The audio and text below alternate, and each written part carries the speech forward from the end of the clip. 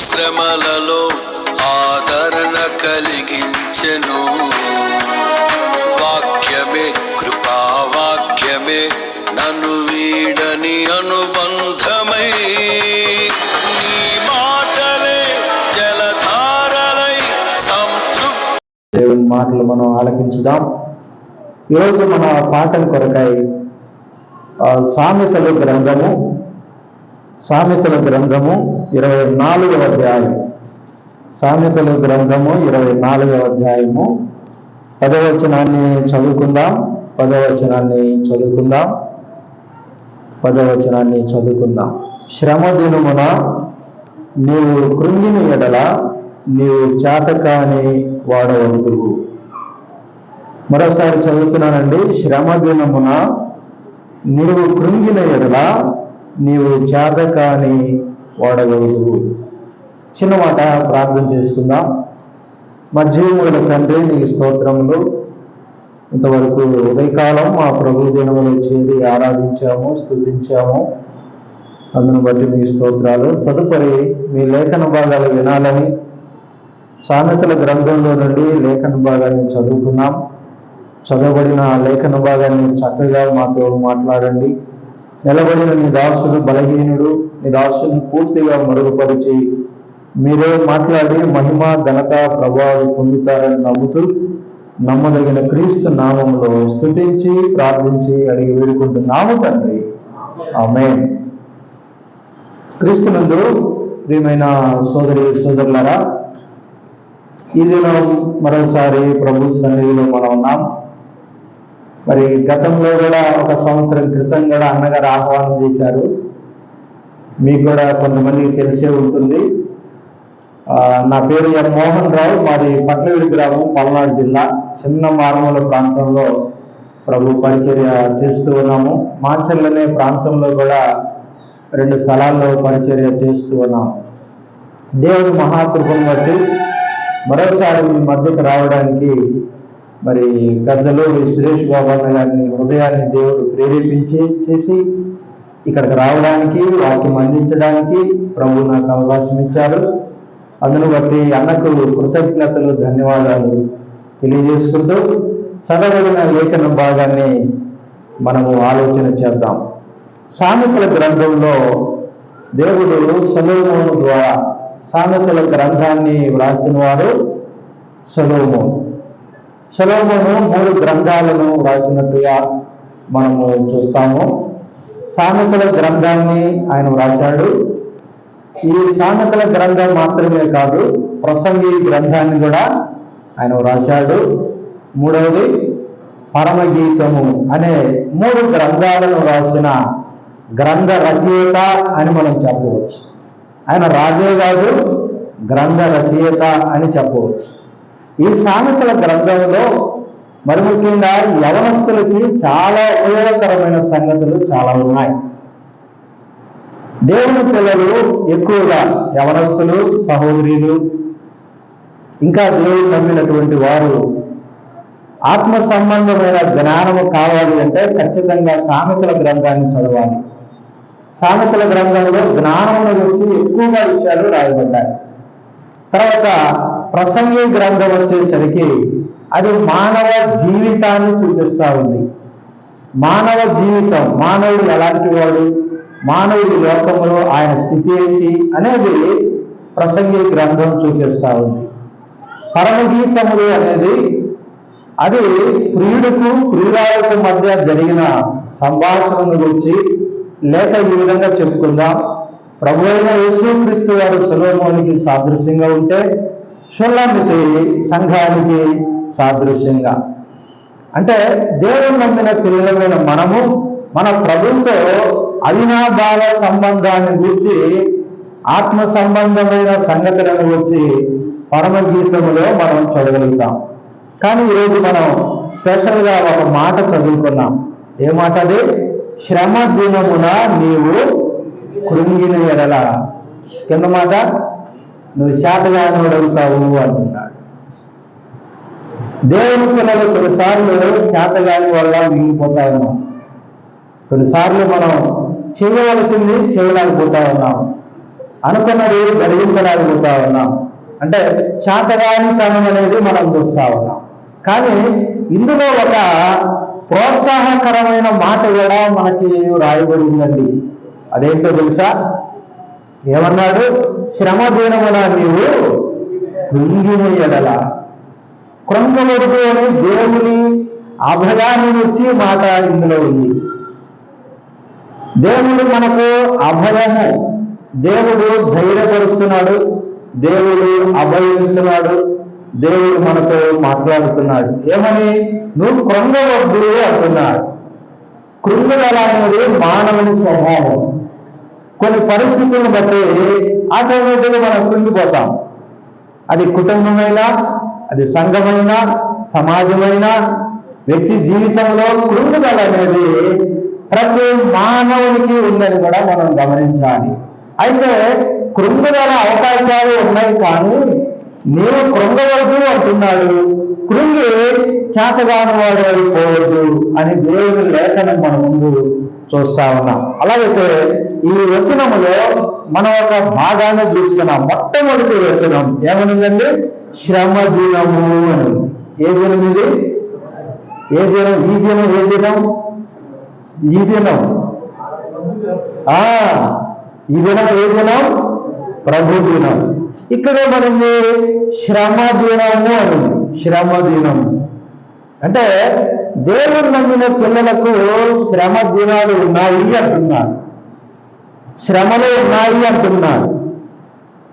శ్రమలు ఖచ్చితంగా భక్తులకు ఉన్నాయి, భక్తురాండ్రకు ఉన్నాయి, దైవ సేవకులకు ఉన్నాయి, పెద్దలకు ఉన్నాయి, యవనస్తులకు ఉన్నాయి. అందరికీ అన్ని రకాలుగా అవన్నీ కూడా రెడీగానే ఉన్నాయి. కానీ ప్రత్యేకంగా శ్రమ దినమున మీరు కృంగవద్దు అని దేవుని లేఖనం ద్వారా మనం హెచ్చరిక పొందుతాం. బైబిల్లో కొన్ని దినాలు ఉన్నాయి, కొన్ని దినాలు ఉన్నాయి. ఆ దినాలను మనం క్లుప్తంగా మీరు రాసుకోవలసిన వారు, నేను వివరించను కానీ రాసుకోవలసిన వారు ఎప్పుడైనా గుర్తుపెట్టుకోండి. మనం ఇంటి దగ్గర నుండి ఆరాధనకు లేక దేవుని సన్నిధికి వచ్చేటప్పుడు బైబిల్ తీసుకొని రావాలి, ఒక నోట్బుక్ తీసుకొని రావాలి, ఒక పెన్ను తీసుకొని రావాలి. మనం ఖచ్చితంగా తెచ్చుకోవాలి. ఎందుకో తెలుసా? ఇక్కడ చెప్పే ప్రతి వర్తమానం నీ ఆత్మీయ జీవితానికి చాలా మేలుకరమైన మాటలు మనకు ఉంటాయి. కాబట్టి అవి రాసుకోవడానికి, ఇంటికెళ్ళి ధ్యానం చేయడానికి మనకు చాలా సహాయకరంగా ఉంటాయి. కొన్ని దినాలను మీకు అలా చూపించి తదుపరి పాఠంలోనికి వెళదాం. ఎందుకంటే సమయం కూడా 9:23 అవుతా ఉంది. కొద్ది నిమిషాలు మాత్రమే మనం దేవుని మాటలు మనం విందాం. కాబట్టి చూడండి, మొట్టమొదటిగా శ్రమ దినము అని రాసుకోండి. మొట్టమొదటిగా సామెతల గ్రంథం 24:10 శ్రమ దినము అని ఉంది. రెండవది 2వ కొరింథీ పత్రిక 6వ అధ్యాయం 2వ వచనములో రక్షణ దినము అని ఉంది. రక్షణ దినము అని ఉంది. ఇది 2వ మాట. మూడవదిగా ప్రసంగి గ్రంథము 7వ అధ్యాయము 1వ వచనములో జన్మదినము అని ఉంది. ఏ దినం? జన్మదినం. 4వదిగా ప్రసంగి గ్రంథము 7వ అధ్యాయం 1వ వచనములో మరణ దినం అని కూడా రాయబడి ఉంది. ఏ దినం? మరణ దినం. 4 దినాలు వచ్చాయి ఇప్పుడు. 5వది హెబ్రీ పత్రిక 13వ అధ్యాయము 3 నుండి 7 వచనాల వరకు మనం చూస్తే వివాహ దినము అని ఉంది. ఏ దినం? వివాహ దినం. తర్వాత తెస్సలోనికలకు రాసిన మొదటి పత్రిక 4వ అధ్యాయము 16వ వచనములో రాకడ దినం అని ఉంది. ఏ దినం? రాకడ దినం. 7వదిగా ప్రకటన గ్రంథం 1వ అధ్యాయం 10వ వచనములో ప్రభు దినము అని ఉంది. మొత్తం ఎన్ని దినాలు వచ్చాయి? రాసుకున్నది చెప్పాలి. ఎన్ని దినాలు వచ్చాయి? 7 దినాలు వచ్చాయి. ఇప్పుడు మనం చదువుకున్న మాట ఏంటి? ఏ దినం ఇది? శ్రమ దినము. ఈ మాటను ఆధారం చేసుకుని దీనికి ఒక టైటిల్ పెడదాం. ఈరోజు మన పాఠము, మన అంశం ఏంటంటే దేవుని పిల్లలకు శ్రమలు ఎందుకు వస్తాయి? 5 కారణాలు మనం చూద్దాం. అన్ని దినాల గురించి మనం ఆలోచన చేయడం లేదు, కానీ ఒక నోట్బుక్గా మీకు తయారైంది. రేపు మీరు చదువుకొని ధ్యానం చేసుకొని ప్రయోజనకరంగా ఉంటాయని మీకు అలాగే 7 దినాలను గురించి చెప్పాను. కానీ ఈరోజు శ్రమ దినము అనే పదం మీద టైటిల్ చూడండి, అంశం చూడండి, దేవుని పిల్లలకు శ్రమలు ఎందుకు వస్తాయి? అందరు చెప్పండి. శ్రమలో ఉన్నా ఏం చెప్తాం చెప్పండి? చెప్పు అంటే ఏం చెప్తాం మనం? దేవుని పిల్లలకు చెప్పాలి, అందరూ చెప్పాలా? శ్రమలోనే చెప్పాలా?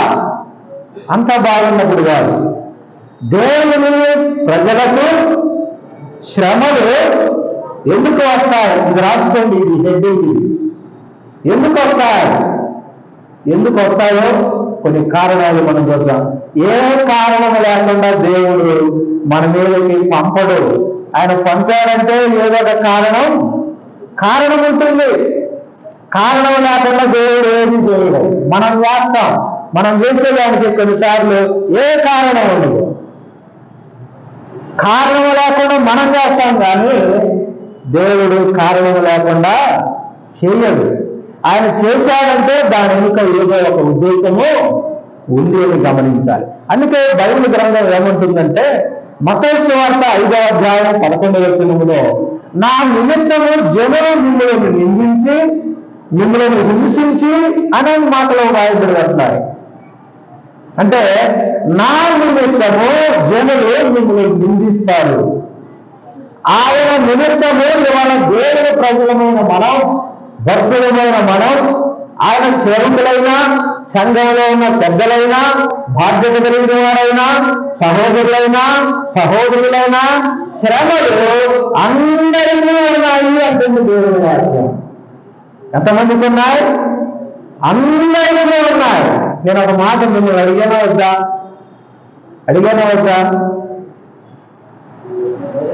ఏమవుతాయో చేసి చెప్పాలి. మనకన్ని సమస్యలే. మీలో ఎవరైనా నాకు శ్రమ లేదు, ఐఎమ్ హ్యాపీ, సంతోషంగా ఉన్నా, ఆనందంగా ఉన్నా, నాకే డోకా లేదు, ఏ ఇబ్బంది లేదు, నేను హ్యాపీగా ఉన్నాను చేయొస్తుంది కదా. నేను బాగున్నాను అన్నవాడు చేయొస్తుంది చూద్దాం. ఎందుకంటే ఎత్తడానికి అంత ధైర్యం నేను ఎత్తలేదు. ఎందుకంటే నేను కూడా ఎత్తలేదు. నీకు చెప్తున్నానే కానీ నేను కూడా ఎత్తలేదు. ఎందుకంటే శ్రమలు ఉన్నాయి. శ్రమలు దేవుని పిల్లలకు ఉన్నాయి. ఈరోజు చాలా మంది దేవుని ప్రజలు ఇంటి దగ్గర నుంచి వచ్చేటప్పుడు సేవకులతో ప్రార్థన చేయించుకుంటారు. ఏమని చేయించుకుంటారు తెలుసా? మీరందరూ తెలుసు కదా. ఒక సహోదరి అంటుంది, అన్నా నువ్వు గట్టిగా ప్రార్థన చేయి, నేను చేయాలన్నా. నువ్వు గట్టిగా ఎందుకమ్మా నువ్వు గట్టిగా చేసేదంటే, నాకున్న శ్రమలన్నీ పోవాలా, నీకున్న శ్రమలు పోవాలంటే నువ్వు గట్టిగా చేసుకోమ్మా. నేను చేసుకుంటా తర్వాత లేదు, నువ్వు గట్టిగా చేయి. నేనన్నా నువ్వే గట్టిగా చూసుకో. శ్రమలు పోగొట్టుకోవడానికి చాలా మంది మందిరాలకు వస్తున్నారు. శ్రమలు పోవాలా, ఏ ఒక్కటే ఉండకూడదు, ఆ తర్వాత అడ్రస్ కాదని పోవాలి. శ్రమలన్నీ ఓపికకి వస్తారండి, వస్తారా? అంత బాగుంటే డాక్టర్ గారు ఎందుకు మనకి? అంత బాగుంటే మనకి ఇదంతా ఎందుకు చెప్పండి? మన మాట వినేవాళ్ళం కాదు, అది తేలిపోయినవండి. అందుకే దేవుడు శ్రమలు మన మీదకి అనుమతిస్తా ఉన్నాడు. ఆయన అనుమతించటంలో ఏ మాత్రం కూడా తప్పలేదండి. దానికి కారణాలు కూడా మనం చూద్దాం బైబిల్ గ్రంథంలో. దేవుడు మన మీద శ్రమలను అనుమతిస్తున్నాడు. అయితే ఒక్కొక్కటిగా మనం 5 విషయాలు జాగ్రత్తగా మనం ఆలోచన చేద్దాం. దేవుని పిల్లలకు శ్రమలు ఎందుకు వస్తాయి? ఇది మొదటి అంశం. ఇది మొదటి మాట మనం చూద్దాం. రోమా పత్రిక 5వ అధ్యాయం. కొంతమంది సహోదరులు తొందరగా చదివితే మనం ముందుకి వెళ్ళిపోదాం. రోమా పత్రిక 5వ అధ్యాయం 3వ వచనం చదువుతారా? 3వ వచనం. అంతేకాదు శ్రమ ఓర్పును, ఓర్పు పరీక్ష నిరీక్షణను కలుగుతేనని ఎరిగి శ్రమయందు అతిశయము. శ్రమయందు అతిశయము. అన్నలారా, అక్కలారా వినండి. శ్రమలందు అతిశయపడుతున్న రోమాలో ఉన్న పరిశుద్ధులతో అపోస్తులైన పౌలు గారు మాట్లాడుకుంటున్నాడు. శ్రమలందు మనం అతిశయించలేదు అన్నాడు. శ్రమలో వస్తే అతిశయించాలి అంటున్నాడు. శ్రమలు ప్రభువునందు ఆనందం, ప్రభువే మన అతిశయము, అది సరే కానీ శ్రమల నుండి కూడా మనం అతిశయపడాలి.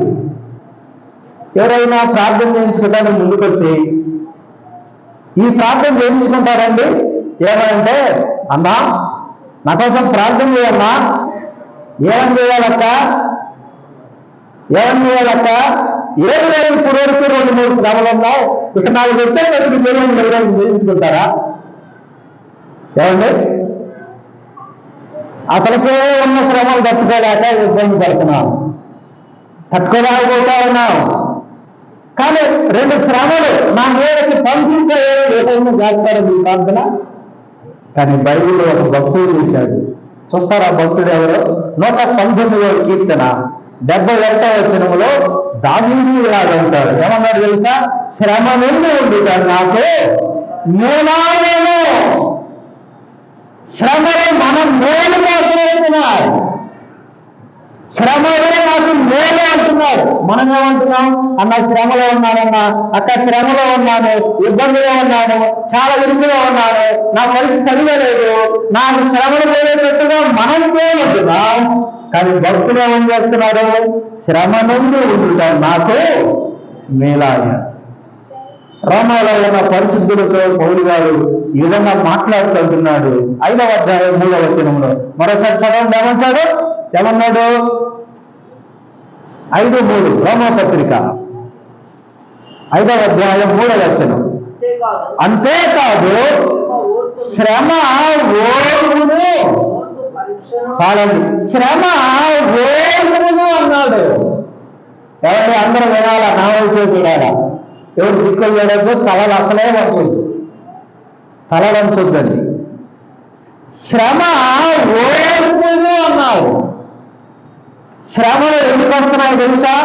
ఓర్పు కలిగి బ్రతకడానికి శ్రమలు వస్తున్నాయి. ఇది మొదటి మాట రాసుకోండి. శ్రమలు ఎందుకు వస్తున్నాయి? ఓర్పు కలిగి బ్రతకడానికి శ్రమలు. ఈరోజు సంఘంలో ఉన్న మనలో ఓర్పు ఉండాలి అంటున్నాడు. సంఘంలో ఉన్న మనం, సహోదరులలో మనం, పెద్దలలో మనం, దేవుడి పిల్లలలో మనలో ఏముండాలి? ప్రార్థన చేస్తాం, పాటలు పాడతాం, మందిరానికి వస్తాం, ఆరాధన చేస్తాం, సేవకు వస్తాం, అంతా చేస్తాం. ఏముండదు? ఓర్పు. అందరం కాదు, మీకు కొందరికి. ఓర్పు అంటే కొన్ని పర్యాయ పదాలు ఉన్నాయి. శ్రమకు పర్యాయ పదాలు ఏంటంటే ఓర్పు, సహనము, నిమ్మలము, నిబ్బరం. ఈ పదాలన్నీ కూడా ఓర్పు కలిగినటువంటి పదాలకు మనం చూస్తాం. యుగకాలంలో మనం ఆలోచన చేయాలి. శ్రమలు ఎందుకు వస్తున్నాయి? ఇప్పుడు చెప్పండి, ఎందుకు వస్తున్నాయి? ఓర్పు కలిగి బ్రతకడానికి ఓర్పు కావాలి. ఒక మాట బైబిల్లో చూడండి, ఎబ్రీ పత్రిక 10వ అధ్యాయం 36వ వచనం చూడండి. 10వ అధ్యాయము 36వ వచనం. మీరు దేవుని చిత్తమును నెరవేర్చిన వారై మీకు ఓర్పు అవసరమైంది అన్నాడు. ఏదవసరం? ఇంట్లో అన్ని అవసరమే, పిల్లలకి అవసరమే, కుటుంబానికి అవసరమే, నెలవారీ సరుకులు అవసరమే కదండి, అన్ని అవసరమే. అన్ని అవసరంతో పాటు విశ్వాసకి ఏదవసరం? ప్రార్థనకు వస్తుందన్న అక్క, అన్నవాడు ప్రార్థనకు వస్తాడన్నా, బలి చేస్తాడన్నా, చేస్తాడులే, ఓపుకుందా? అక్క కూడా చేస్తుంది బాగానే, ఓపుకుందా? ఒకసారి ఒక సహోదరుడు అన్నాడు, అక్క వస్తుంది కానీ నువ్వు ఎందుకు రావట్లేదు అంటే, ఏమొచ్చానండి నాకు చెప్పబాకు అంటాడు. అదేంటి, అక్క వస్తుంది కదా, అక్క నమ్ముకుంది కదా, ఆరాధన చేస్తా ఉంది కదా, దేవుడిని స్తుతిస్తా ఉంది కదా, మరి నువ్వెందుకు రావంటే, ఇట్లా ఒక మాట చెబుతా అన్నాడు. ఏంటన్నా అన్న, నా చెవులో చెబుతున్నాడు. ఏమని చెబుతున్నాడు తెలుసా? అక్క వస్తుంది కానీ అక్కకు ఓర్పు అంటున్నాడు. అక్క వస్తుంది, ఏం లేదు, ఓర్పు లేదు. అంటే అక్కడ ఓర్పు లేకపోవడం వలన అన్నరాలేకపోతున్నాడు. ఒకసారి ఒక అక్క అంటుంది, ఏంటక్క నువ్వు రాయింది, అన్న వస్తున్నాడంటే ఇట్లా నీకు కూడా ఒక మాట చెబుతా. ఏంటక్క ఏం చెబుతావంటే, నమ్ముకొని వస్తున్నాడు కానీ ఏం లేదు, ఆయన ఓర్పు లేదు.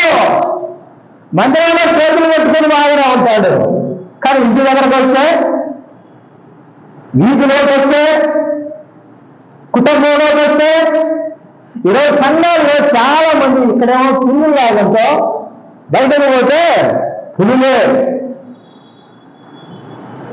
మీకు ఓర్పు అవసరమైంది అన్నాడు.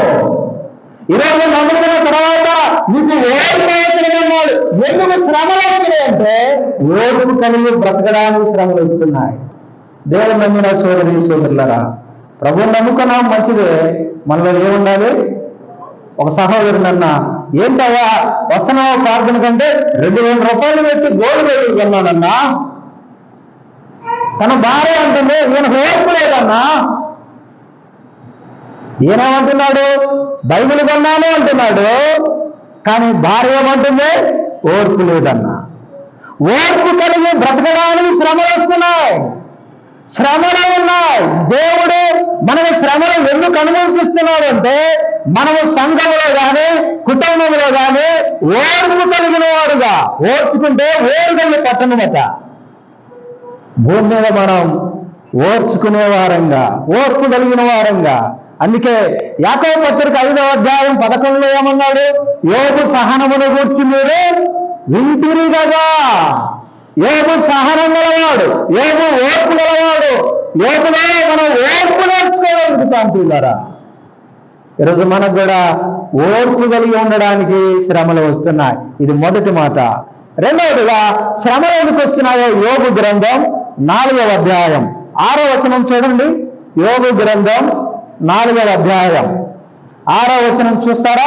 6వ వచనం యోబు గ్రంథం, నీ భక్తి నీకు ధైర్యము పుట్టింపదా, నీ యథార్థ ప్రవర్తన నీ నిరీక్షణకు ఆధారం కాదా అంటున్నారు. ఎవరంటున్నారంటే తేమానీయుడైన ఎలీఫజు యోబుతో మాట్లాడుతూ అంటున్నాడు. ఏమంటున్నాడు తెలుసా? నీ భక్తి నీకు ధైర్యము పుట్టింపదా. నీ భక్తి చేస్తున్నావు, భక్తిలో ఉన్నావు, విశ్వాసంలో ఉన్నావు, కానీ నీ భక్తిలో నీకు ధైర్యంగా అంటున్నాడు. అంటే శ్రమలు ఎందుకు వస్తున్నాయో తెలుసా? ధైర్యం కలిగి బ్రతకడానికి శ్రమలు వస్తున్నాయి. ఈరోజు దేవుని పిల్లల్లో కొన్నిసార్లు ధైర్యం పోయింది, ధైర్యం చెడిపోతా ఉంది. కొంతమంది అంటున్నారు, అన్నా నా వల్ల కాదన్నా, ఈ శ్రమలు, ఈ బాధలు, ఈ కష్టాలు ఇవన్నీ తట్టుకోలేకపోతున్నానన్నా, నేను రాలేకపోతున్నానన్నా అంటలేదండి. చాలా మంది సంఘాలు అంటలేదా? అయ్యా ఎందుకయ్యా సోదరుడు రావడం లేదంటే శ్రమలు ఎక్కువైంది అన్నా, కష్టాలు ఎక్కువైంది అన్నా, బాధలు ఎక్కువైంది అన్నా, శ్రమలు ఎక్కువైంది అన్నా, అందుకే నేను దిగజారిపోతున్నాను, అందుకే నేను దిగజారిపోతున్నాను, అందుకే నేను వెనుకబడుతున్నాను అని అంటున్నాం. కానీ దేవుని వాక్యం అంటుంది, నీ భక్తి నీకు ధైర్యము పుట్టింపదా. ఇప్పుడు చెప్పండి, శ్రమలు ఎందుకు వస్తున్నాయి? ధైర్యం కోసం. ఈరోజు దేవుని కోసమై ధైర్యం కలిగిన వారుగా. యోహాను సువార్త 13వ అధ్యాయం చూడండి, 16వ అధ్యాయము 33వ వచనం చూడండి. ఏమంటాడు? లోకములో నీకు శ్రమ కలుగును అన్నాడు. శ్రమలు ఉన్నాయా లేవా? నా దగ్గరికి రండి, నీ శ్రమలన్నీ పోతాయి అన్నాడు దేవుడు. అన్నాడండి? అన్నాడా దేవుడు? ఏం ఎవరు మాట్లాడట్లేదు? అన్నాడేమో ఒకవేళ. నా దగ్గరకు వస్తే శ్రమలు పోతాయి, నా దగ్గరకు వస్తే కష్టాలు పోతాయి అన్నాడా? స్వయంగా ప్రభువు చెప్పిన మాట, లోకములో నీకు శ్రమ కలుగును అన్నాడు. ఈ మాట చెప్పింది ఎవరు? ఆయనే చెప్పాడు. శ్రమలు ఉన్న మాట వాస్తవమే. కానీ ప్రియులారా, అయినను శ్రమలున్నాయి, కష్టాలు ఉన్నాయి, ఆపదలు ఉన్నాయి, అన్నీ ఉన్నాయి, కానీ ధైర్యం తెచ్చుకోండి అంటున్నాడు.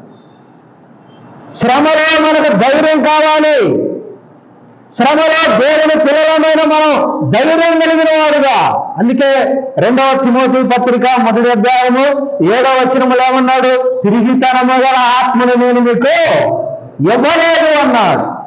కష్టములో ధైర్యంగా ఉండాలి, ఆపదలో ధైర్యంగా ఉండాలి, కన్నీరులో ధైర్యంగా ఉండాలి. ఎక్కడ ఉన్నా దేవుని ప్రజలమైన మనం ధైర్యం కలిగిన వారుగా ఈ లోకంలో బ్రతకాలి.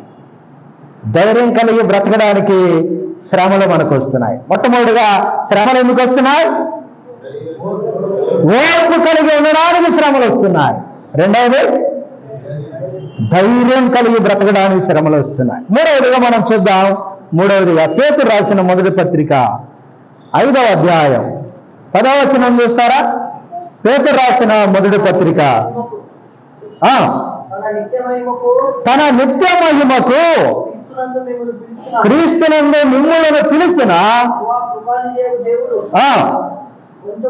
కొంచెము కాలము మీరు శ్రమ పడాలి అంటున్నాడు. శ్రమలు ఎంతకాలం? ఇందాకేమో శ్రమలు ఉన్నాయి అంటున్నాడు. మళ్ళీ ఇక్కడ పేతురు గారు భర్త కొడుకు రాస్తే ఏమంటున్నాడు? కొంచెం కాలము మీకు శ్రమలు ఉన్నాయి. కొంచెం కాలం శ్రమ పడండి, కొంచెం కాలం ఓర్చుకోండి, కొంచెం కాలం అనుభవించండి, ఎక్కువ కాలం ఉండవండి. శ్రమలు ఎంతకాలం ఉంటాయి? అసలు ఈ లోకపు శ్రమలు ఎన్నదగినవి కావు అన్నాడు. ఈ లోకంలో శ్రమలు ఎన్నదగినవి కాదు. ఆయన పడిన శ్రమ కంటే మనం పడే శ్రమ పెద్ద గొప్పదేం కాదండి. కొంచెం కాలం మిమ్మల్ని శ్రమ పడిన పిమ్మట ఆయన తానే మిమ్మలను పరిపూర్ణంగా చేసి మిమ్మల్ని స్థిరపరిచి మిమ్మల్ని బలపరచును అన్నాడు. ఎందుకు వస్తున్నాయో తెలుసా? నువ్వు బలపడడానికి వస్తున్నాయి. నువ్వు ఆత్మీయ జీవితంలో ఎదగడానికి శ్రమలు వస్తున్నాయి. గుర్తుపెట్టుకోండి, ఆత్మీయంగా నువ్వు ఎదగాలి, ఆత్మీయంగా పరిపక్వత చెందాలి. ఈరోజు సంఘాల్లో ప్రభువుని నమ్ముకున్నారు చాలా మంది. కొంతమంది ఆత్మీయంగా ఎదుగుతా ఉన్నారు, కొంతమంది ఆత్మీయంగా ఎదగలేకపోతా ఉన్నారు. కొంచెం కాలం మీరు శ్రమ పడండి, తర్వాత ఏమంటున్నాడు? తానే మిమ్మలను సంపూర్ణులుగా చేస్తాడు. తానే మిమ్మలను సంపూర్ణులుగా చేస్తాడు. అంటే ఆత్మీయ జీవితంలో పరిపక్వత రావాలి, ఆత్మీయ జీవితంలో సౌందర్యం రావాలి, ఆత్మీయ జీవితం మెరుగుపడాలి. అందుకే శ్రమలు మన మీదకి వస్తున్నాయి. బైబిల్ గ్రంథంలో ఉదాహరణగా ఒక మాట మనం చూడండి. ఆదికాండం 37వ అధ్యాయము 24వ వచనములో యవనస్తుడైన యోసేపు ఎంత శ్రమ పడ్డాడు? 11 మంది అన్నలు ఆయనను పట్టుకొని గుంటలో వేశారు, ఒట్టి గుంటలో వేశారు కదండి. వేశారా? ఎవరులా? ఎవరు వేసిన వాళ్ళు? సొంతోళ్ళ బయటోళ్ళ? ఇవాళ సొంతోళ్ళ ద్వారా శ్రమలు, 11 మంది అన్నల ద్వారా శ్రమలు, అన్నల ద్వారా శ్రమలున్నాయి, సహోదరు ద్వారా శ్రమలున్నాయి, సంఘములో ఉన్నాయి, ఇంటి పక్కన ద్వారా కూడా ఉన్నాయండి శ్రమలు. చెప్పండి, ఇంటి వాళ్ళ ద్వారా ఉన్నాయి, సహోదరుల ద్వారా ఉన్నాయి. రకరకాలుగా శ్రమలు మన మీద కనుమతించబడుతున్నాయి. యోసేపు ఒట్టి గుంటలో త్రోయబడ్డాడు. ఒట్టి గుంటలో త్రోయబడిన తర్వాత ఏమయ్యాడో తెలుసా? ఆదికాండము 42వ అధ్యాయము 6వ వచనములో ఆ మాట చదవండి. ఏమంటాడు? 42వ అధ్యాయము 6వ వచనం చూడండి. 6వ వచనం. అప్పుడు యోసేపు ఆ దేశమంతటికి అధికారి అన్నట్లుగా మనం చూస్తాం. శ్రమల మధ్యన యోసేపు అధికారం సంపాదించుకున్నవాడుగా, ఒక ఉన్నతమైన స్థాయిలో ఉన్నవాడుగా. శ్రమలు మనకు ఎందుకు వస్తున్నాయంటే మనము అత్యున్నతమైన స్థానానికి ఎదగాలని, ఆత్మీయంగా బలపడాలని, ఆత్మీయంగా పరిపక్వతలోనికి రావాలని మనకు శ్రమలు మన మీదకి అనుమతించబడుతున్నాయి. ఇప్పుడు చెప్పండి, ఈ శ్రమలు ఎందుకు వస్తున్నాయి? ఎందుకు వస్తున్నాయి? ఎందుకు వస్తున్నాయి? ఆత్మీయంగా ఎదగడానికి శ్రమలు వస్తున్నాయి, పరిపక్వత కలిగి బ్రతకడానికి శ్రమలు వస్తున్నాయి. అందుకే పేతురు రాసిన మొదటి పత్రికలో ఈ విధంగా ఒక మాట అంటాడు. 1వ అధ్యాయము 6వ వచనం చూడండి, ఏమంటాడు? అవసరాన్ని బట్టి నానా విధములైన శ్రమలు అన్నాడు. శ్రమలు ఎందుకు వస్తాయి చెప్పండి? అవసరాన్ని బట్టి వస్తాయి. అవసరాన్ని బట్టి వస్తాయి. మనము ధైర్యం కోల్పోయినప్పుడు వస్తాయి. అవునా కాదండి? మనము ధైర్యము కోల్పోయినప్పుడు శ్రమలు వస్తాయి. ఓర్పును కోల్పోయినప్పుడు శ్రమలు వస్తాయి. మూడవదిగా ఆత్మీయ జీవితంలో వెనుకబడ్డప్పుడు మనకు శ్రమలు మనకు వస్తూ ఉన్నాయి. ఇప్పుడు ఎన్ని రకాలుగా వస్తున్నాయి? ఎన్ని రకాలు చూసాం? ఇప్పుడు చెప్పండి, శ్రమలు ఎందుకు వస్తున్నాయి? ఓర్పు కలిగి బ్రతకడానికి శ్రమలు వస్తున్నాయి. రెండవది, ధైర్యం కలిగి బ్రతకడానికి శ్రమలు వస్తున్నాయి. మూడవది, ఆత్మీయంగా ఎదగడానికి, పరిపక్వత చెందడానికి, ప్రభు కొరకు జీవించడానికి, ప్రభు కొరకు బ్రతకడానికి శ్రమలు మనకు వస్తున్నాయి. నాలుగవదిగా మనం చూద్దాం ఎందుకు వస్తున్నాయో. సామెతల గ్రంథం 21వ అధ్యాయం 23వ వచనం చూస్తారా? సామెతల గ్రంథం. తమ్ముడు కొద్దిగా సౌండ్ పెట్టాయా? తగ్గినట్టు. 21వ అధ్యాయం 23వ వచనం. ఈ మాట ఏమంటున్నాడు? నోటిని అందరు చదవండి. నోటిని నాలుకను భద్రం చేసుకునేవాడు శ్రమల నుండి తన ప్రాణమును కాపాడుకొనును. నోటిని నాలుకను భద్రం చేసుకోవడానికి శ్రమలు వస్తున్నాయి. జర భద్రం అంటావా లేదా? ఇక్కడ జర భద్రంగా నడు. సొమ్మునేమో జాగ్రత్తగా పెట్టుకుంటాం, ఆస్తులను జాగ్రత్తగా పెట్టుకుంటాం, విలువైన వస్తువులను భద్రంగా చేసుకుంటాం. కానీ దేవుడు అంటున్నాడు, ఏమంటున్నాడు? నోటిని నాలుకను భద్రం చేసుకునేవాడు తన ప్రాణమును శ్రమల నుండి కాపాడుకుంటాడు అనే మాట ఎంత చక్కగా వ్రాయబడి ఉందో చూడండి. ఉదాహరణకి నేను ఒక మాట చెప్తాను. ఒక రాజుగారి కథలో రాజుగారికి 5 మంది భార్యలు ఉన్నారట. అయితే రాజుగారి కోటలో ఒక అడుక్కున అతను, ఒక భిక్షగాడు వచ్చాడట. అమ్మా ధర్మం చేయండి అని. ఈ 5 మంది భార్యలు, రాజుగారి 5 మంది భార్యలు అందరూ సహాయం చేశారట. వాడు మూట కట్టుకొని శుభ్రంగా పోతా ఉంటే 4వ భార్య వచ్చి అన్నదట, అయ్యా ట్రై అని ఇంక 2 అదనంగా ఇచ్చిందట. అందరి మీద 4వ ఆమె ఒక 2 అదనంగా ఇచ్చిందట. ఇస్తే వీరేం చేయాలి చెప్పండి? ఆ 2 కూడా అందరూ పెట్టుకొని పోవాలా. పోయేవాడు పోకుండా ఒక కేకేశాడంట. అక్కడ ఏమనేసాడు తెలుసా? ఫలాని రాజుగారి 4వ భార్య మంచిదో అన్నాడట. పోయేవాడు పోవచ్చుగా. కొంతమందికి ఏదో నిత్య పోరు, అట్టనే నిలబడి ఉంటారు. దాన్ని 10 మందికి చెబుతారు. పోయేవాడు పోవద్దు, 4వ భార్య మంచిదో అంటే ఈ 4 బయటకు వచ్చారంట. మేము మంచివాళ్ళం కాదా? మంచిదా? పాదంపా రాజుగారి దగ్గరికి. రాజుగారు ఏమి 4వ భార్య మంచిదంట, మేము మంచివాళ్ళం కాదంట. ఎవరు చెప్పారమ్మా? నేను అనలేదమ్మా. ఎవరు అన్నారమ్మంటే అది వాడు బిచ్చిగాడు అన్నాడు, అడుక్కునేవాడు అన్నాడు. ఏమన్నాడు వాడు? 4వ భార్య మంచిదో అని కేకేశాడు. పంచాయతీ పెట్టు, అందరిని పిలు అని రాజుగారిని పంచాయతీ పిలిచి మొత్తానికి 5 మంది అందరూ తనకున్నటువంటి రాజ్యం మొత్తం పంచుకొని రాజుని బికారు చేసిపోయాడు. ఈ రాజు అడుక్కుంటున్నట్టు లాస్ట్కి. దేని వలన చెప్పరింది?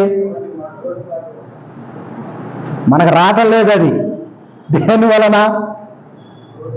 నోటిని నాలుకను భద్రం చేసుకోకపోతే మన నోరు, మన నాలుక, దీనికి మారు మనసు రావాలండి. మనకు మారు మనసు వచ్చింది మంచిదేలే. నోటికి మారు మనసు రావాలి, నాలుక కూడా మారు మనసు రావాలా. నోటిని నాలుకను భద్రం చేసుకునేవాడు తన ప్రాణమును కాపాడుకుంటాడు. నోటిని నాలుకను భద్రం చేసుకోకపోతే ఏమైంది చెప్పండి? అది దేశమైనా, అది రాజ్యమైనా, అది సంఘమైనా, అది కుటుంబమైనా. ఒకసారి కుటుంబంలో ఒక భర్త భార్య అంటారు, హే అసలు దేవుని నమ్ముకోబట్టి సరిపోయింది కానీ అంటున్నాడట. అంటే ఏదో అనబోతున్నాడు మొత్తానికి. ఈ సహోదరు అంటుందా, అను అను వచ్చిందిలా నోట్లోకి కానీ ఆగిపోయాను అంటే ఎంత ఘోరం జరిగేదో. నోటిని నాలుకను భద్రం చేసుకునేవాడు. సామెతల గ్రంథం చూడండి ఒక మాట. సామెతల గ్రంథం 10వ అధ్యాయం. సామెతల గ్రంథం 10వ అధ్యాయం 18వ వచనం చూస్తారా ఒక మాట. 18వ వచనం. అంతరంగమున పగ ఉంచుకునేవాడు అబద్ధికుడు కొండము ప్రచురము చేయుట వలన బుద్ధిహీనుడు. కొండాన్ని ప్రచురం చేయకూడదు, లేని మాట చెప్పకూడదు, ఉన్నది లేనట్టుగా, లేదు ఉన్నట్టుగా. అన్నా నేను అనలేదన్నా అన్నాగానే అన్నట్టుగా, అనకపోయినా అన్నట్టుగా, చేయకపోయినా చేసినట్టుగా, చెప్పకపోయినా చెప్పినట్లుగా. వీళ్ళరా దీన్నే ఉంటారంటే కొండాన్ని చెప్పడం వలన శ్రమలు మనకు వస్తున్నాయి. కుటుంబంలో కూడా ఉంది, జాగ్రత్తగా లేకపోతే కుటుంబం కూడా ఫెయిల్ అయింది. మన కుటుంబంలో మన నోరు జాగ్రత్త, మన నాలుక జాగ్రత్త కదండి. నోరు జాగ్రత్త, నాలుక జాగ్రత్త. నీ నోటిని నాలుకను భద్రం చేసుకోవాలి అంటున్నాడు. భద్రం చేసుకోవడానికే శ్రమలు మన మీదకి వస్తున్నాయి. ఇది 4వ మాట. 5వ మాటగా చూసి మనం ముగిద్దాం. పేతురు రాసిన హెబ్రీ పత్రిక 5వ అధ్యాయం 8వ వచనం చూస్తారా. హెబ్రీ పత్రిక 5వ అధ్యాయం 8వ వచనం. తాను పొందిన శ్రమల వలన విధేయత నేర్చుకున్నాడు. శ్రమల వలన ప్రభు అయిన యేసుక్రీస్తు వారు ఈ లోకంలో ఉన్నప్పుడు ఎన్నో శ్రమలు ఆయన శ్రమలు పొందినవాడుగా, ఆయన కష్టం పొందినవాడుగా. అసలు ఆయన శ్రమల ముందు మన శ్రమలంతా చెప్పండి. తాను పొందిన శ్రమల వలన విధేయత నేర్చుకున్నాడు. ఎందుకు వస్తున్నాయో తెలుసా? విధేయత కలిగి నేర్చుకోవడానికి శ్రమలు వస్తున్నాయి. 5వదిగా ఎందుకు వస్తున్నాయి అమ్మా? ఎందుకు వస్తున్నాయి అక్క అన్న? ఎందుకు వస్తున్నాయి? విధేయత కావాలా? సంఘంలో నమ్ముకున్నాక విధేయత, వినయం. విధేయత కావాలి, వినయం కావాలి, సులభంగా లోబడే మెత్తని హృదయం కావాలండి. దేవుని ప్రజలకు లోబడాలి, తగ్గించుకోవాలి. విధేయతన్నా తగ్గించుకొని కన్నా దీనత్వం అన్న అన్ని ఒక అర్థాలండి ఇవన్నీ కూడా. అందుకే పేతురు రాసిన మొదటి పత్రిక 5వ అధ్యాయము 5వ వచనంలో చూడండి ఏమన్నాడు? చిన్నవారా మీరు పెద్దలకు లోబడి ఉండడు అన్నాడు. చిన్నలు పెద్దలకు ఏం చేయాలా? చిన్నోళ్ళు పెద్దోళ్ళకి ఏం చేయాలి? లోబడి ఉండాలి. పెద్దోళ్ళని చిన్నోళ్ళకి లోబట్టం కాదు, చిన్నవారు పెద్దవాళ్ళకి లోబడాలి. ఆత్మీయంగా పెద్దవాళ్ళకి, ఆత్మీయంగా చిన్నవాళ్ళు లోబడేవారుగా ఉండాలి. లోకంలో ఒక సామెత ఉంది, పెద్దల మాట ఏ మాట? అది సర్దిమోట. ఎందుకు? అది లోకంస మాట. కానీ సంఘములో పెద్దలకు విధేయత అంటే పెద్దల మాట వినడం, పెద్దలకు లోబడడం, చెప్పింది చేయడం, చెప్పింది వినడం. అయ్యా సోదరుడా అక్కడ దాకా వెళ్ళిరా అంటే నేను నాకు కుదరదు కానీ ఈ అబ్బాయికి అంటే ఆ అబ్బాయికి ఇలాక నీకు చెప్పింది. ఆయన వెళ్ళొస్తాడు, అయ్యా కుర్చీ తీయా అబ్బాయి కుర్చీ అంటే ఈయన ఆయనకి వెళ్తాడు. మళ్ళీ కుర్చీ తీయాలని చెప్పామనుకో, కుర్చీ తీశానన్నా అబ్బాయి నువ్వు తీయా కుర్చీ. విధేయత లేదు, వినయం లేదు, తగ్గింపు లేదు. వినయం కలిగిన వారుగా, తగ్గించుకునేవారుగా ఆయన శ్రమలు పడ్డాడు. శ్రమలు పొంది తండ్రికి విధేయుడైనట్లుగా. వీళ్ళరా యోహాను సువార్త 3వ అధ్యాయము 30వ వచనములో ఒక తేటైన మాట యోహాను అంటాడు. ఏమన్నాడు తెలుసా? ఆయన హెచ్చవలసి ఉన్నది, నేను తగ్గవలసి ఉన్నది. ఆయన హెచ్చాలి, నేను తగ్గాలి. అంతేగాని మనం హెచ్చకూడదండి. మనలో హెచ్చింపు రాకూడదు, మనలో గర్వం రాకూడదు, మనలో తగ్గింపే ఉండాలి, మనలో వినయమే ఉండాలి. వినయం కలిగి బ్రతకాలి. పెద్దల దగ్గర ఎలా ఉండాలి, దేవుని దగ్గర ఎలా ఉండాలి, ప్రభు దగ్గర ఎలా ఉండాలి, వాక్యం దగ్గర ఎలా ఉండాలి, దేవుని సన్నిధిలో ఎలా ఉండాలి. తగ్గింపు అనేది దేవుని పిల్లల లక్షణం. ఎందుకు వస్తున్నాయి శ్రమలు? మనకి తగ్గించుకొని బ్రతకడానికి వస్తూ ఉన్నాయి. ఉదయకాలంలో మరోసారి దేవుని పిల్లలు శ్రమలు ఎందుకు అనుభవించాలో 5 విషయాలు మనం చూసాం. ఒకసారి రిపీట్ చేసుకొని మనం ముగించుకుందాం. మొట్టమొదటిగా రోమాపత్రిక 5వ అధ్యాయం 3వ వచనములో ఎందుకు వస్తున్నాయి? ఓర్పు కలిగి బ్రతకడానికి శ్రమలు వస్తున్నాయి. రెండవది యోబు గ్రంథం 4వ అధ్యాయం 6వ వచనములో ధైర్యం కలిగి బ్రతకడానికి, సంఘములో ధైర్యం, దేవుని కొరకు ధైర్యం, ప్రభు కొరకు ధైర్యం, కష్టములో ధైర్యం, నష్టములో ధైర్యం, శ్రమలో ధైర్యం, ధైర్యం కలిగి బ్రతకడానికి శ్రమలు వస్తున్నాయి. మూడవదిగా పేతురు రాసిన మొదటి పత్రిక 5వ అధ్యాయం 10వ వచనములో ఆత్మీయ జీవితాన్ని ఎదగడానికి శ్రమలు మన మీదకి వస్తున్నాయి. నాలుగవదిగా మన నోటిని, మన నాలుకను భద్రం చేసుకోవడానికి శ్రమలు వస్తున్నాయి. దేన్ని భద్రం చేసుకోవాలా? ఏమండి, దేన్ని భద్రం చేసుకోవాలా?